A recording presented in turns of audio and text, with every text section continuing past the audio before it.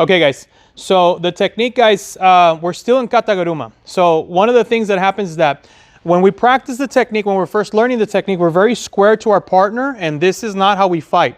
I teach you this so you guys can practice and get to the feeling of where you need to be. But in reality, even me, if I make a contact, one foot's always in front, one foot's always in back. Just like a fighting stance, like a boxing stance, or kickboxing stance, anything. But I'm in this situation. I'm never going to be squared off on him because then he can do the technique on me. So let's say we get into this position. We talked about this. I don't like my hand being on top. I don't really like to make this grip, right? Or if I make the grip and he gets underneath and now I can't get underneath, this is going to make it a little bit more difficult for me. But for the technique that we're going to do today, I really like this top grip. I'm going to start bending and kind of like forcing him to step. So it has to be a really big movement. I'm going to walk around him. I'm going to take a step and I'm going to press all the way across. And usually he wants to square up on the other side.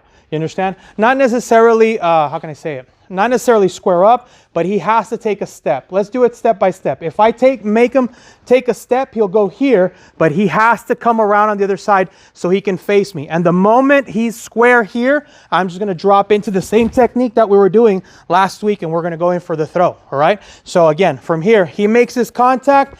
I try to go under. He doesn't let me for whatever reason. I make my grip on top. If my arm's on top from here, I kind of bend my elbow, and now from here, I'm going to take a step back and kind of push him all the way across. I'm going to kind of pull him as hard as I can to whip him around. And once he makes his square here, guys, or he's in a squared stance, now I'm going to start dropping. Both knees are going to drop. Remember, we talked about this. He's facing in one direction. I'm perpendicular and I'm facing sideways. And now from here, I go all the way through. I'm holding on to the leg, holding on to the collar. And now from here, we take them all the way to the other side. And nothing else changes but the beginning of the technique, all right?